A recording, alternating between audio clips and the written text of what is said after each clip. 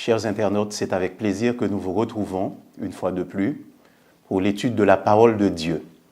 Ce soir, nous sommes accompagnés de deux pasteurs qui vont nous aider à comprendre cette parole que nous allons étudier. Le pasteur Jean-Jacques Chaffograc. Bonjour. Bonjour Jean-Jacques. Et le pasteur Émile Lazare. Bonjour. Bonjour Émile. Et avant de commencer, nous allons prier. Jean-Jacques va prier pour nous. Notre Dieu, notre Père Céleste, nous voulons te remercier de l'occasion donnée de pouvoir nous pencher sur l'étude de ta parole. Puisses-tu nous guider, être avec tous ceux qui, sur Internet, suivre cet échange, afin que nous en soyons édifiés.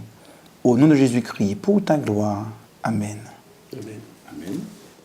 Alors, la leçon que nous allons étudier cette semaine parle des hommes de pouvoir. On nous propose de faire de ces hommes des disciples. C'est vrai que tout au cours du trimestre, des leçons précédentes, on a défini ce qu'est un disciple. Est-ce que, en quelques mots, très rapidement comme ça, nous pouvons dire ce qu'est un disciple d'une manière générale et pourquoi faire de ces hommes de pouvoir des disciples ou comment faire d'eux des disciples? Parce que selon les définitions que nous avons vu qu'un disciple, c'est quelqu'un qui est intellectuellement dépendant, qui reçoit une instruction, qui reçoit un enseignement. Et un homme de pouvoir, nous allons en parler. Donc, est-ce que nous pouvons redéfinir très rapidement ce qu'est un disciple? C'est vrai qu'il y a plusieurs aspects liés au fait d'être un disciple. L'un des aspects, c'est une personne qui est désireuse d'apprendre, de se mettre au pied du maître pour se laisser guider par celui-ci. Et c'est vrai qu'on peut déjà anticiper les difficultés que l'on pourrait imaginer que de demander à un homme de pouvoir se laisser guider par ce maître qui leur apprendra à vivre comme lui il a vécu. D'accord, merci Jean-Jacques. Alors, nous voyons donc que ces hommes-là exercent un pouvoir.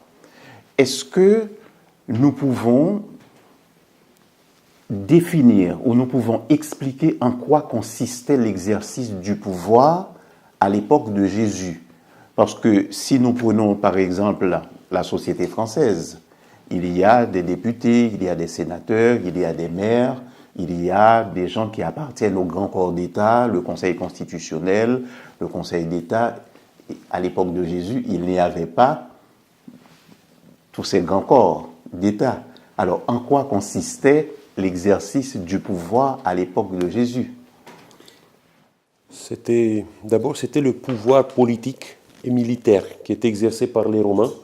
C'était la plus grande partie du pouvoir qui existait à cette époque-là. Et ce pouvoir s'exerçait d'une manière un peu dictatoriale en Israël. Parce qu'on avait un gouverneur militaire là-bas qui décidait à la place de l'empereur qu'est-ce que les gens doivent faire, les impôts, toutes ces choses-là. Après, c'était le pouvoir spirituel qui était dans les mains de Sanhédrin. C'était les anciens du peuple d'Israël, les docteurs du loi, une partie de la partie des pharisiens, les grands prêtres, tous ceux exerçaient le pouvoir spirituel. C'était aussi le pouvoir économique. C'était les gens qui avaient de l'argent, c'était les gens qui avaient des trésors. Parfois, ils se mélangeaient avec le pouvoir militaire et politique, avec le pouvoir spirituel. Mais tous ces gens-là, ils étaient considérés comme des gens qui ont reçu de Dieu un pouvoir spécial en plus. Parce que les gens respectaient le trésor que les gens accumulaient. Ils disaient que c'était la bénédiction de Dieu. Donc, dans ce cas-là, il faut écouter ces gens-là un peu plus que les autres. La Bible nous laisse percevoir la nature du pouvoir qu'exerçaient ces hommes. Si nous revenons sur ce qu'a dit donc Émile, parlons du Sanhédrin. Il faut savoir que le Sanhédrin n'était pas simplement un pouvoir uniquement religieux. Il y avait à la tête du Sanhédrin un homme, le grand prêtre, qui était nommé par le roi ou le proconsul ou le responsable de la province romaine. Donc il y avait déjà une dimension politique. À la tête donc, de ce qui se passait dans le Sanhédrin, il y avait le grand prêtre qui avait à sa disposition une milice armée, commandée par le commandant du temple. Donc il y avait là donc, associé à ce pouvoir religieux, un pouvoir politique, un pouvoir militaire ou judiciaire, et en plus un pouvoir financier, parce qu'il gérait des quantités extraordinaires d'argent liées à tout le commerce qui avait cours autour du temple. Parallèlement à cela, on voit que la Bible nous parle de centurions, donc d'officiers de l'armée romaine qui commandaient 100, 1000 ou plus de soldats. Et en ce sens, il y avait un pouvoir militaire qui était omniprésent, avec des garnisons romaines dans toutes les villes principales. Et on voit à côté de cela des hommes riches qui, de par leur richesse, eh bien, acquises plus ou moins légitimement, exerçaient une certaine forme de pouvoir, tels que les publicains, les péagers, qui exerçaient une pression sur le peuple, ils étaient en mesure de remettre une dette ou pas. Donc on voit que dans ces provinces romaines, il y avait là, un petit peu comme aujourd'hui, différentes sources de pouvoir, des pouvoirs de nature différentes, et les hommes du peuple ou du bas peuple étaient pleinement conscients des pressions susceptibles d'être exercées par ces hommes à leur encontre, ou des faveurs dont ils pouvaient bénéficier. Et cela créait un jeu relationnel assez complexe. La plupart des gens en Israël, il était le sujet d'un pouvoir discrétionnaire, parce que c'était des abus du pouvoir qui se faisaient souvent contre eux. C'était seulement les citoyens romains qui avaient la possibilité d'exercer quelques droits. Mais un homme simple, en Israël ou ailleurs dans l'Empire romain, il pouvait être toujours un sujet des abus des pouvoirs. Ce n'est pas la même chose comme aujourd'hui. On ne peut pas parler de la même pression de la part des hommes de pouvoir comme aujourd'hui. Aujourd'hui, les hommes qui ont des pouvoirs dans la société, ils exercent ces pouvoirs d'une manière très limitée. Il y a des droits de citoyen, il y a les droits de l'homme qui te donnent la possibilité d'exercer tes propres droits quand les autorités essaient de limiter tes droits et les engagements que tu as. Un autre pouvoir qui est mieux réparti de nos jours et qui était très important à l'époque, c'est l'accès à l'éducation et à la culture. Peu de gens savaient lire et écrire. Écrire était un métier, on devenait scribe, secrétaire. Et donc la capacité d'accéder aux écritures ou à l'écriture en général était un véritable pouvoir qui était exercé par très peu d'hommes à l'époque. Aujourd'hui, tout le monde sait lire et écrire. Donc on perçoit moins la dimension de la culture en tant que source de pouvoir. Le pédagogue à l'origine qui était de préférence l'esclave qui prenait le disciple et qui l'amenait chez le précepteur. Donc le disciple, c'était celui qui laissait un lieu pour aller à un autre lieu, pour recevoir un enseignement. Il y a une différence aussi au niveau pour l'accès au pouvoir. Au temps de Jésus, après, un peu plus dans le Moyen-Âge, l'accès au pouvoir n'était pas donné qu'à quelqu'un qui venait d'une famille riche, d'une famille avec une généalogie un peu noble. Aujourd'hui, il y a des gens qui peuvent naître dans des milieux très simples et qui peuvent accéder un jour au pouvoir. Regardez un peu les présidentes des pays occidentaux.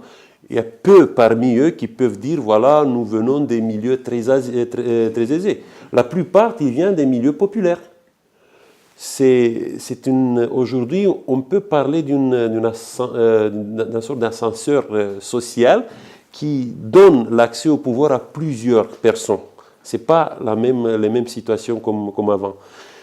Et ce qui, pour moi, de dire, c'est qu'au temps de Jésus, faire des disciples parmi les gens de pouvoir, c'était plus difficile que de faire des disciples aujourd'hui.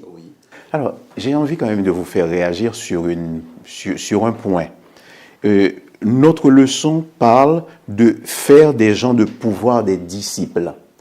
Lorsque nous prenons des textes comme ça que nous pouvons citer de mémoire, par exemple Matthieu 24 et le verset 14, cette bonne nouvelle du royaume sera prêchée dans le monde entier pour servir de témoignage à toutes les nations, ou bien Matthieu 28, par exemple, ce qu'on appelle la grande commission, les 2 derniers versets, je crois 19 et 20, allez par tout le monde, faites de toutes les nations des disciples, les baptisant au nom du Père, etc. Et enseignez-leur à observer tout ce que je vous ai prescrit, et voici, je serai avec vous tous les jours. Donc là, dans ces textes, on ne sent pas l'idée de différencier les êtres humains. On ne sent pas l'idée de les compartimenter, de mettre certaines personnes dans une case et d'autres dans une autre case. Et cette idée de faire des hommes de pouvoir des disciples, est-ce que c'est une façon de les exclure ou c'est une façon de les inclure dans un groupe donné? C'est vrai que on va tout naturellement vers les personnes de notre entourage, ceux que nous fréquentons, ceux que l'on rencontre au quotidien. Et le risque est grand de négliger certaines catégories d'individus, quels qu'ils soient. On peut négliger les personnes très pauvres, les SDF, parce qu'on n'est pas SDF soi-même, et on peut perdre de vue la nécessité de leur porter l'évangile à eux aussi. De la même manière, on peut négliger les personnes de pouvoir que l'on fréquente peu. Parce que peut-être on se dit qu'on n'a pas les moyens de les atteindre. Ils vont dans des restaurants qu'on ne fréquente pas, dans des quartiers qu'on ne fréquente pas. Professionnellement, ils sont dans des bureaux où on n'a pas forcément l'occasion de pénétrer. Et on peut très facilement oublier certaines catégories de population, alors que le texte dit au monde entier. Donc l'idée, ce n'est pas d'exclure, mais au contraire, de se soucier de ne négliger personne.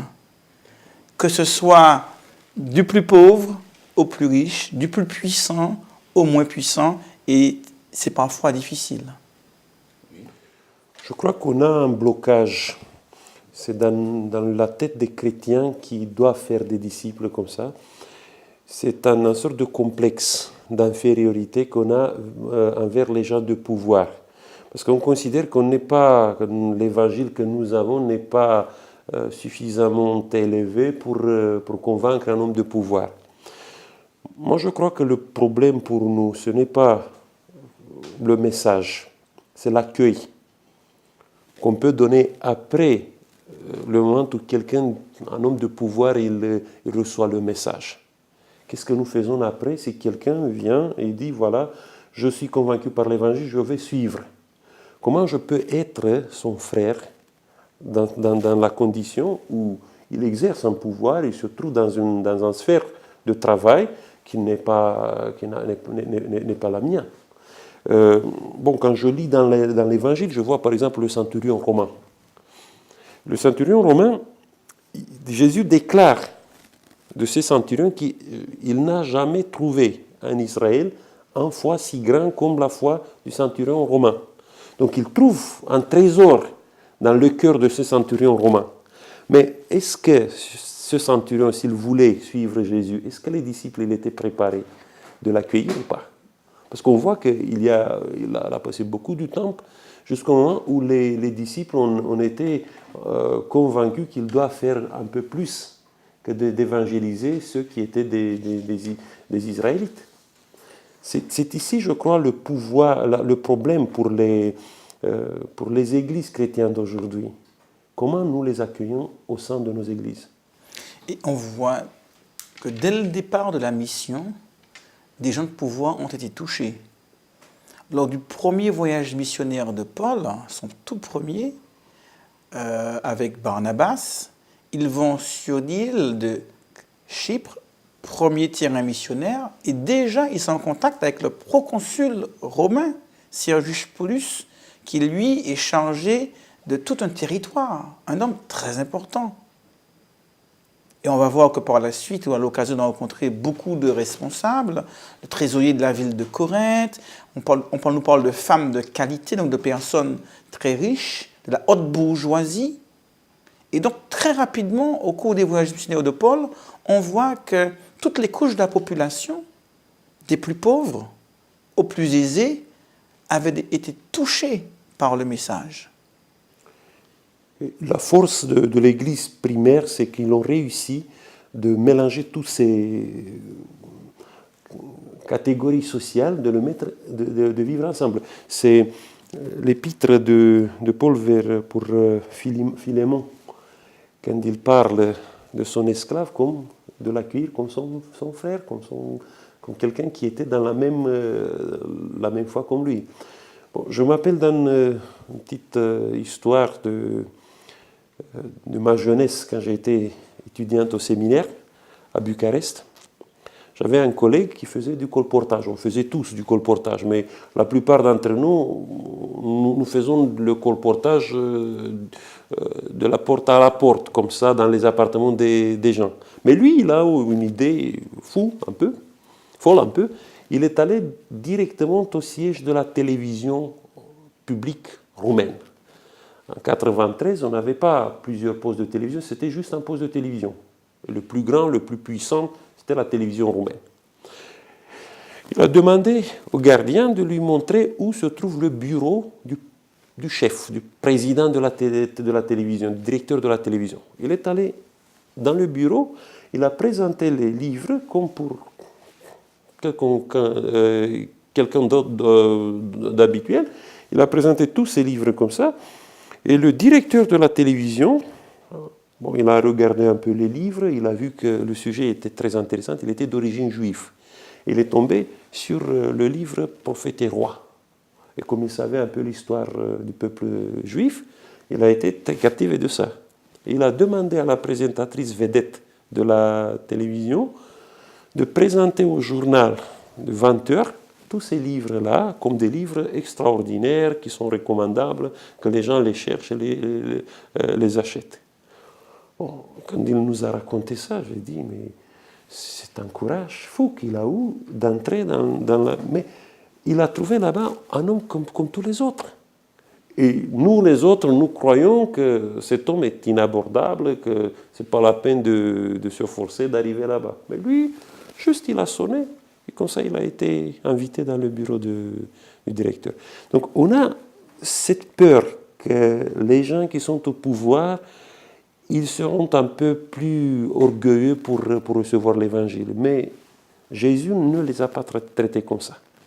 Il a toujours allé vers eux en leur présentant l'évangile la plus simple. Et ce qui nous rappelle le message de Paul, il n'y a plus ni juif, ni grec, ni libre, ni esclave, ni homme, ni femme. L'évangile a cette capacité de faire tomber les barrières que nous, les hommes, nous dressons entre nous.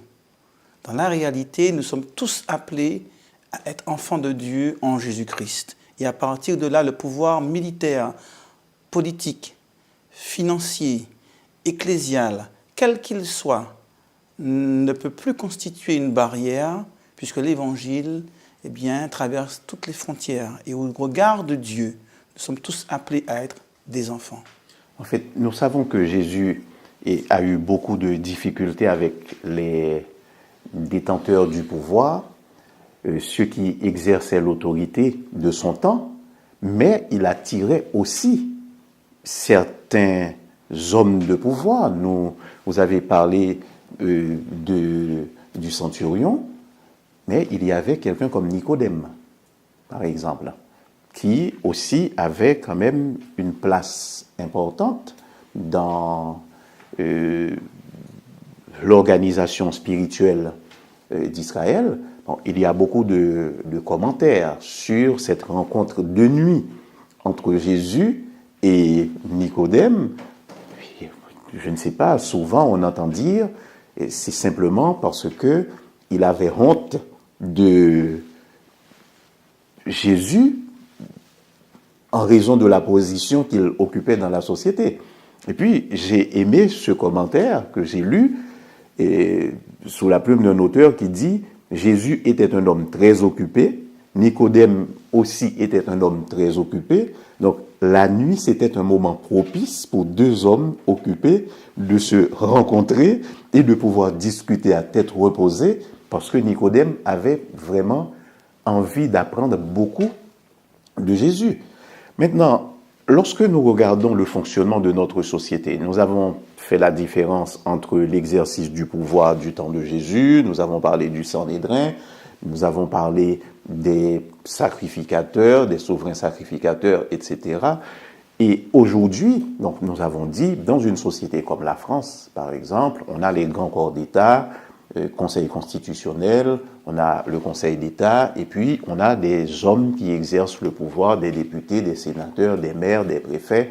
Et parfois, dans notre démarche, nous voulons rester loin de ces hommes et nous voulons décourager également les jeunes à s'engager dans une voie qui pourrait les amener à côtoyer ces hommes-là. Comment peut-on prêcher l'évangile à un sénateur s'il y a une barrière entre soi et ce sénateur? Comment peut-on prêcher l'évangile à un député si on n'a aucun moyen de côtoyer ce député?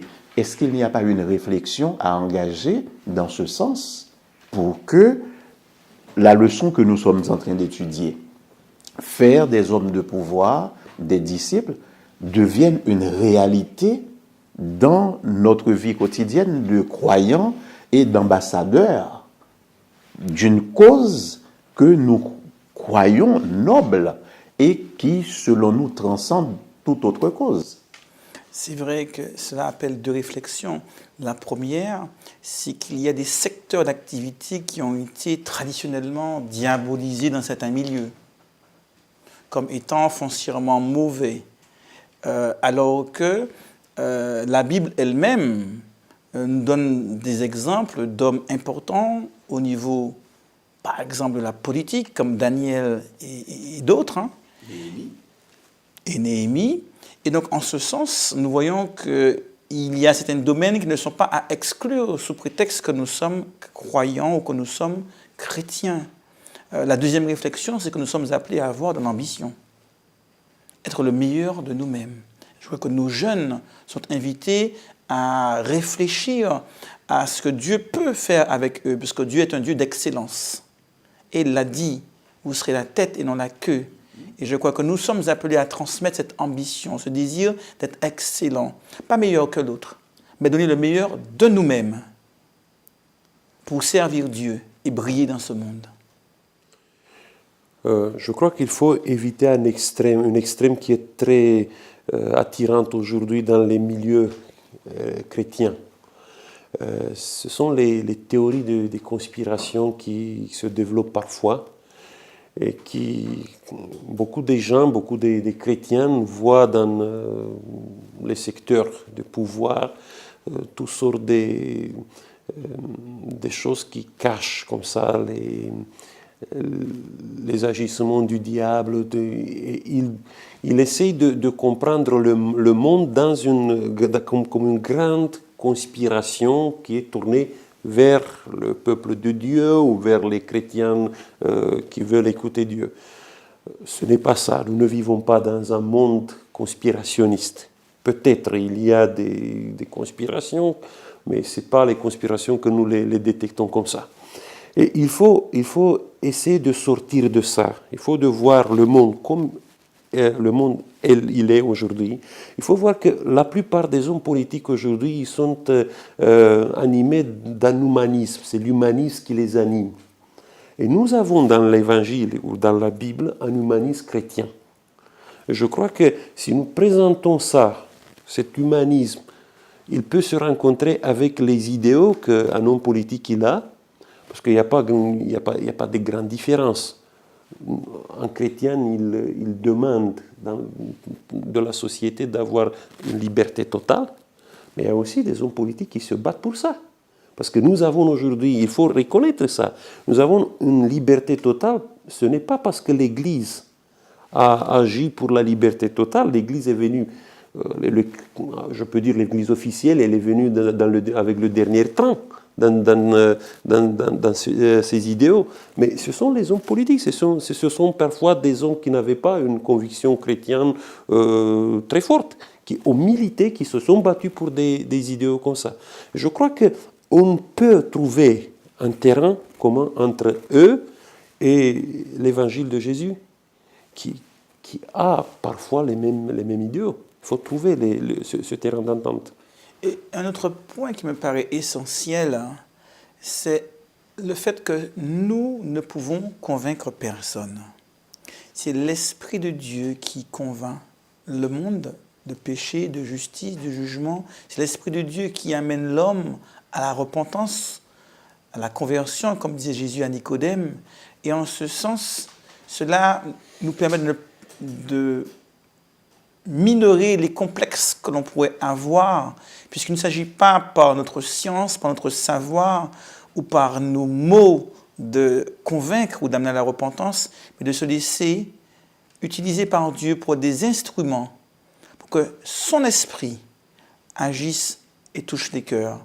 De même que Nicodème a été, par l'Esprit de Dieu, poussé à aller vers Jésus, je crois que l'Esprit de Dieu saura ouvrir les portes, ouvrir les cœurs, ouvrir les esprits, pour que des hommes, quels qu'ils soient, y compris les hommes de pouvoir, eh bien qu'ils soient touchés, qu'ils aient l'occasion, eux aussi, d'entendre parler de Dieu et de lui ouvrir leur cœur.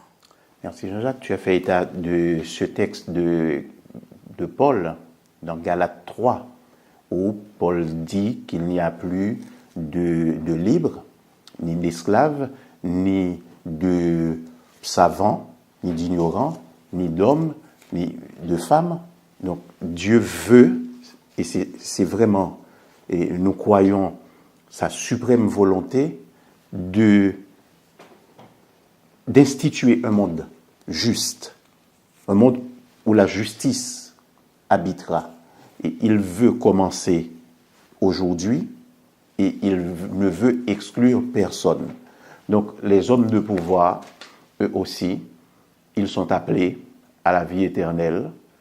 Et faisons d'eux des disciples comme nous sommes invités à le faire et demandons à Dieu de nous inspirer afin de trouver le moyen d'annoncer cette bonne nouvelle du salut à ces hommes et à ces femmes pour qui Jésus est aussi mort.